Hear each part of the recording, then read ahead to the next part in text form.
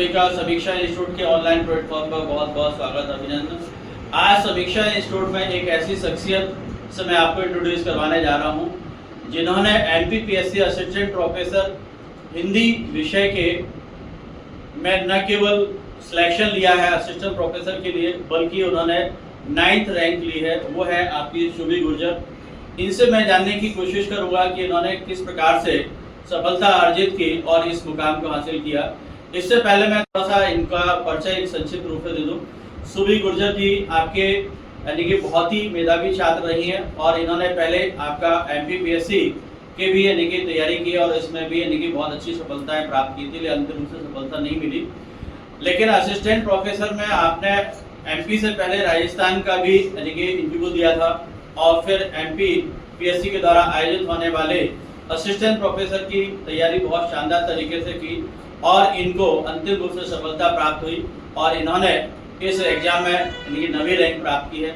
मैं सुबीर जी से जानना चाहूँगा कि उन्होंने अपनी इस जर्नी को कैसे स्टार्ट किया और इसको कैसे फिनिश किया। नमस्ते सर और नमस्ते सभी को। दरअसल क्या है, जब भी आप असिस्टेंट प्रोफेसर बनने के बारे में हम में से कोई भी सोचता है तो ये एक लंबी यात्रा है, क्योंकि इससे पहले आपको सेट या फिर नेट क्वालिफाई करके एलिजिबिलिटी प्राप्त करनी होती है और उसके बाद ही फिर आप असिस्टेंट प्रोफेसर की एग्जाम देने के लिए एलिजिबल होते हैं। और ये भी इसके साथ एक दुविधा है कि असिस्टेंट प्रोफेसर की जो भर्ती है, वैकेंसी है, वो हर साल नहीं आती है। कई एमपी में तो हालत ये है कि 2017 के बाद 2022 में वैकेंसी आई थी और जिसका रिजल्ट 2025 में आ रहा है। तो शुरुआत में मैं एमपीपीएससी की तैयारी कर रही थी, जिसके लिए मैंने 2020 की परीक्षा दी थी, जिसका मेंस भी मैंने दिया था। उसी दौरान मेरा जेआरएफ क्वालिफाई हुआ था और जेआरएफ क्वालिफाई होने के बाद मुझे लगा कि अभी ठीक है, जो अपना सपना है उसमें फोकस करते हैं, क्योंकि अंततः मुझे लग रहा था कि मैं इस फील्ड के साथ बहुत कंफर्टेबल हूँ। यहाँ मेरा एक कंफर्ट जोन है, मुझे पढ़ना अच्छा लगता है, इसीलिए मुझे पढ़ाना भी इतना ही अच्छा लगता है। तो फिर मैंने इसी पे फोकस किया। फिर एमपीपीएससी की जब मैं स्टेट सर्विसेज के जो एग्जाम दे रही थी उन्हें देना मैंने बंद किया और वो कहीं ना कहीं मेरा फैसला मेरे लिए बहुत लाभदायक रहा। जेआरएफ होने के साथ साथ मैंने पीएचडी में एनरोल किया, तो एक तरह से एक इकोनॉमिकल स्टेबिलिटी थी मेरे पास 5 साल के लिए। और इस बीच मैंने डिसाइड किया कि मैं सिर्फ एमपी नहीं, क्योंकि फिक्स नहीं है एमपी में कब वैकेंसी आएगी, आसपास के जितने भी स्टेट्स में वैकेंसी आएगी मैं अच्छे से तैयारी करूंगी और वहाँ सब जगह अप्लाई करूंगी, वहाँ की परीक्षा दूंगी। और इसके लिए बहुत ज़रूरी है, जब आप अदर स्टेट के हिसाब से अपना माइंड सेट कर रहे होते हैं तो आपके पास इंटरव्यू पे आप उतना रिलाई नहीं कर सकते, क्योंकि कहीं ना कहीं जिस राज्य के आप होते हैं उस राज्य में आपको प्राथमिकता दी जाती है दूसरे राज्यों की अपेक्षा, उसी राज्य वालों को ज़्यादा प्राथमिकता दी जाती है। तो मेरा फोकस यही था कि रिटर्न में अच्छा करना है।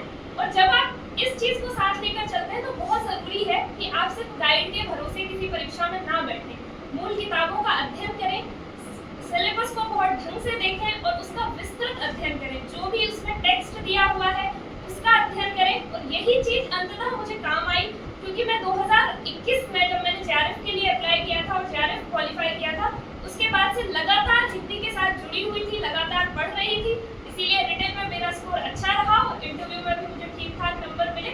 और इंटरव्यू के लिए मैंने अपनी जो तैयारी है वो सर के मार्गदर्शन में की थी और इस तरह अंततः जो है सफलता मुझे प्राप्त हुई।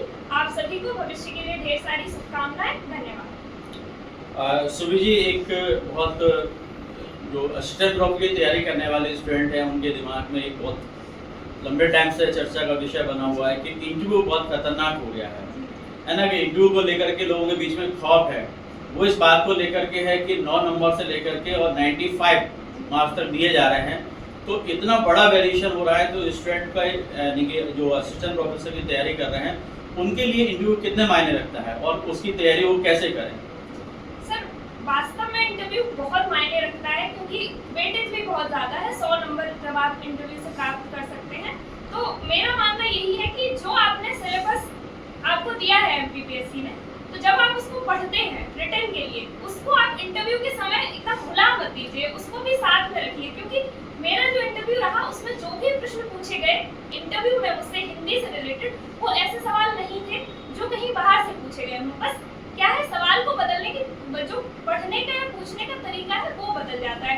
मान लीजिए रिटन में आपसे आदिकाल से कोई फैक्चुअल क्वेश्चन पूछ पूछ लेंगे, वहीं इंटरव्यू में आपसे पूछ लेंगे कि आदिकाल क्या है। तो आपको एक बेसिक जानकारी होनी चाहिए उसके बारे में। उसके साथ ही आपको अपना जो गृह जिला है उसके बारे में जानकारी होनी चाहिए, आपकी जो क्वालिफिकेशंस है उसके बारे में आपको ठीक से जानकारी होनी चाहिए। और इस जो सिलेबस के अतिरिक्त या फिर ये कहेंगे विषय के अतिरिक्त जो दूसरा हिस्सा था उसको तैयार कराने में सर ने हमारी बहुत मदद की है। बहुत सारे सवाल सर ने निकाल कर दिए, जिले से रिलेटेड सवाल, हमारी जो प्रीवियस क्वालिफिकेशंस है उससे रिलेटेड सवाल, तो वो बहुत काम भी आया हमें वहाँ पे।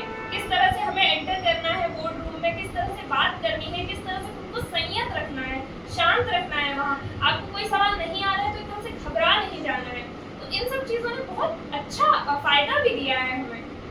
तो इस तरह इंटरव्यू को जो है वो नेग्लेक्ट नहीं कर सकते, बहुत अच्छे से आपको उसके लिए तैयारी भी करनी पड़ेगी और अपने व्यक्तित्व पर ढंग से काम करना पड़ेगा।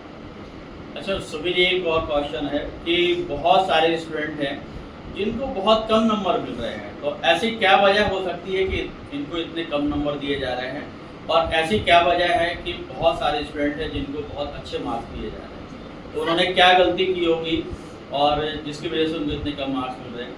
सर मुझे लगता है कि कई स्टूडेंट्स जिनको मैं पर्सनली जानती हूँ और जिनका इंटरव्यू मुझे पता है कि कैसा हुआ और उनके मार्क्स भी दिख रहे हैं, तो उस हिसाब से कहा जाए तो जिन्हें खराब नंबर मिले हैं कहीं ना कहीं उनका इंटरव्यू खराब हुआ भी था, इस वजह से मिले हैं। इंटरव्यू में दरअसल ये मायने बिल्कुल नहीं रखता कि आपको कितना कुछ आता है, आप उस वक्त को डिलीवर कर पा रहे हैं या नहीं, आप उस वक्त बता पा रहे हैं या नहीं।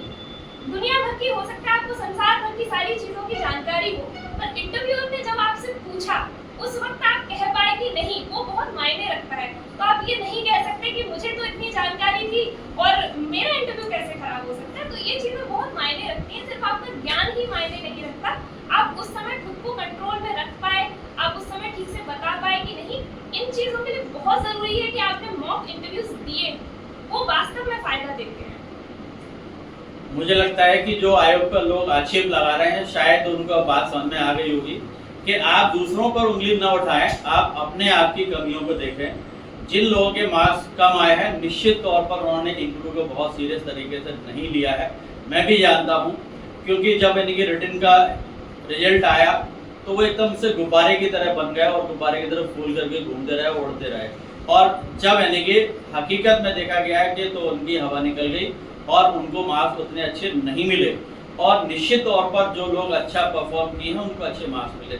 तो आयोग पर आक्षेप लगाने की बजाय आप लोग अपनी तैयारी को अच्छा अंजाम देना शुरू करें, और जो लोग 2024 का इंटरव्यू देने जा रहे हैं वो यथार्थ में आकर के तैयारी करें। कई स्टूडेंट मेरे पास में आए, उन्होंने कहा कि हाँ सर मेरी कमजोरी रही कि मैंने इंटरव्यू को सीरियस तरीके से नहीं लिया और मैं रिटन की तरह ही अपने आप को मानता रहा और मैंने इंटरव्यू को भी उसी प्रकार से वहाँ पर जाके प्रेजेंट किया, इस वजह से मेरे मार्क्स नहीं आए।